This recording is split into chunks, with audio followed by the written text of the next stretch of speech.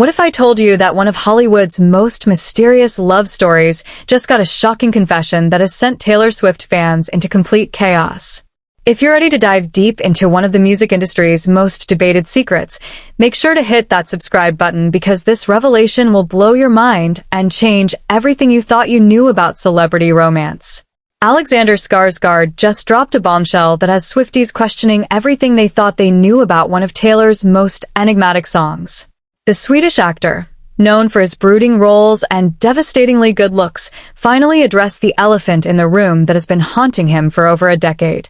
When Dax Shepard confronted him on the Armchair Expert podcast about being the inspiration behind Wildest Dreams, Skarsgård's response was nothing short of explosive and left everyone's mind spinning.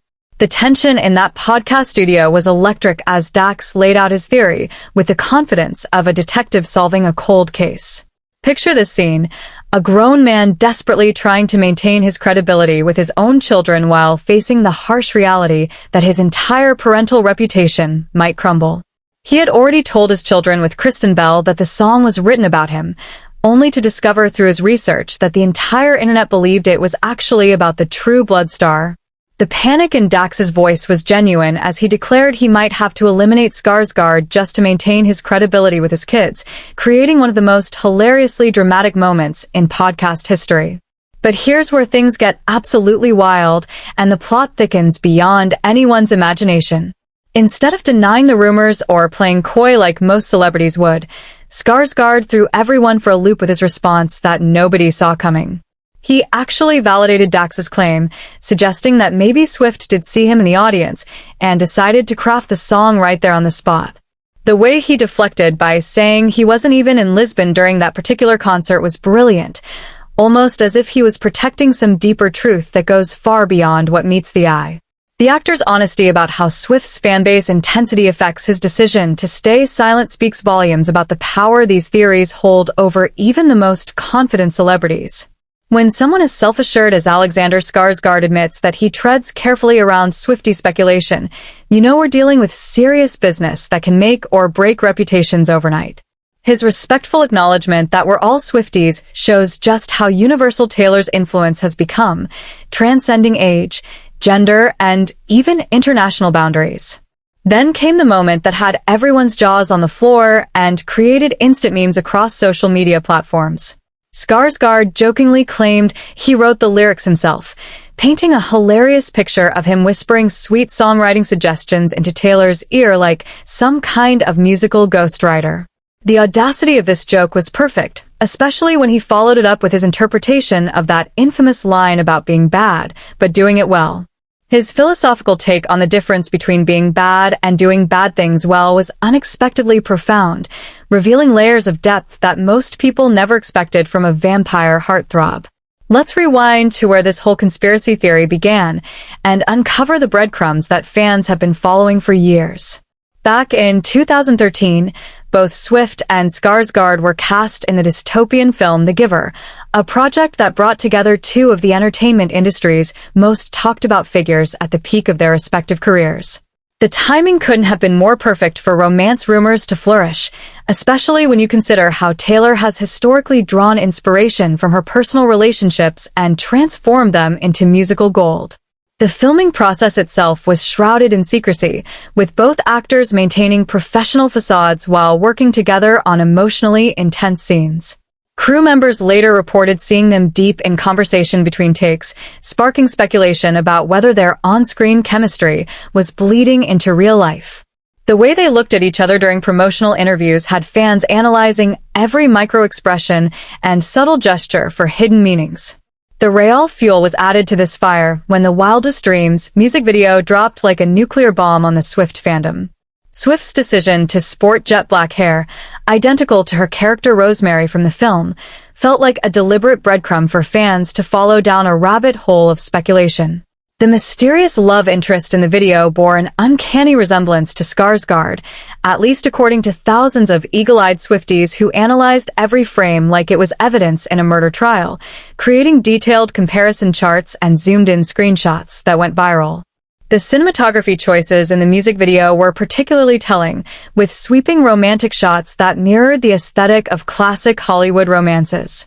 The male model chosen for the video had the same piercing blue eyes, similar bone structure, and that same magnetic presence that made Skarsgård a household name. Fans pointed out specific moments where the resemblance was so striking it couldn't be coincidental, leading to theories that Swift was either sending a message or paying tribute to a secret romance. What makes this theory even more compelling is the pattern Swift has established throughout her career, turning her personal life into a musical diary that millions of people study like scripture. She's never been shy about mining her personal life for songwriting gold, turning her romantic experiences into chart-topping anthems that resonate with millions while simultaneously creating an entire industry of speculation and analysis. From the raw emotion of All Too Well, that had everyone convinced Jake Gyllenhaal was the villain and led to him being practically cancelled on social media, to the more recent revelations in the Tortured Poets department that exposed intimate details about her relationships with Joe Alwyn and Maddie Healy. The beauty of Swift's songwriting lies in how she transforms personal moments into universal experiences, but it also creates this insatiable hunger among fans to decode every lyric and connect like they're solving the most important mystery of their generation. The line that Shepard obsessed over, "He's so bad, but he does it so well," becomes even more intriguing when you imagine it describing Skarsgård's on-screen persona or his real-life charm that has captivated audiences worldwide for over 2 decades. Skarsgård's response to that particular lyric was fascinating because it revealed his understanding of the complexity behind appearing effortlessly cool while potentially being trouble. His observation that many people can be bad, but few can do it well suggests he's given this considerable thought, almost as if he's been analyzing whether he fits the description Swift painted in her song. The way he delivered this line with that characteristic smirk suggested he knew exactly what kind of reaction it would generate. The actor's careful navigation around directly confirming or denying the rumors shows a level of media savviness that's impressive and calculated. He understands that in the age of social media and Swift's devoted fanbase, every word he says will be dissected and analyzed from every possible angle, potentially affecting both their careers and public images. His strategy of deflecting with humor while showing respect for both Swift and her fans is masterful, maintaining intrigue while avoiding any potential backlash. What's particularly interesting is how this theory has persisted for over a decade without any concrete confirmation from either party, becoming one of pop culture's most enduring mysteries. Neither Swift nor Skarsgård has ever publicly acknowledged a romantic relationship, yet the speculation continues to captivate audiences and generate countless articles, social media posts, and fan theories. This kind of sustained intrigue speaks to the power of suggestion and how compelling a narrative can become when it's left to imagination, allowing people to fill in the blanks with their own romantic fantasies. The timing of this podcast revelation is also worth noting and couldn't be more perfect for maximum impact. In an era where Swift is more open about her personal life than ever before, especially regarding her very public relationship with Travis Kelce, Skarsgård's playful engagement with the theory feels refreshing and mysterious. He's neither shutting it down completely nor feeding into it dramatically, maintaining that perfect balance that keeps everyone guessing and theorizing for years to come. This whole situation highlights how Swift's songwriting has created this massive puzzle that fans are constantly trying to solve, turning music appreciation into a full-time investigative job. Every relationship, every collaboration, every public appearance becomes potential source material for future songs, creating a never-ending cycle of speculation and analysis. It's turned music appreciation into a detective sport where fans analyze everything from outfit choices to social media activity, creating elaborate timelines and connection boards that would make FBI profilers jealous. The psychological aspect of this obsession is fascinating because it taps into our fundamental human need to understand love stories and romantic connections. Swift has essentially created a musical soap opera where fans feel personally invested in the outcomes and revelations.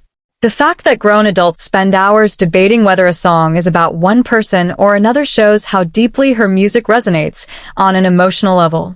The question that remains burning in everyone's mind is whether we'll ever get a definitive answer about Wildest Dreams and its true inspiration, or if this will remain one of those eternal mysteries that keeps fans engaged forever.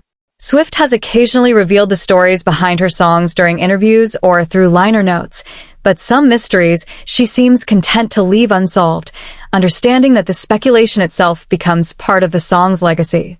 Perhaps the ambiguity is intentional, allowing listeners to project their own experiences onto the music while maintaining the mystique that makes her so fascinating. As we continue to speculate and theorize about the connections between Swift's art and her life, moments like Skarsgård's podcast appearance remind us why these discussions are so engaging and addictive.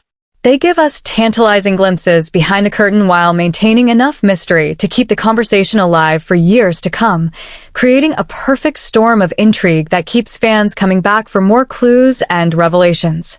Don't forget to subscribe for more deep dives into the stories that keep Hollywood buzzing and the secrets that celebrities can't quite seem to keep buried, because trust me, this is just the beginning of the revelations we're uncovering.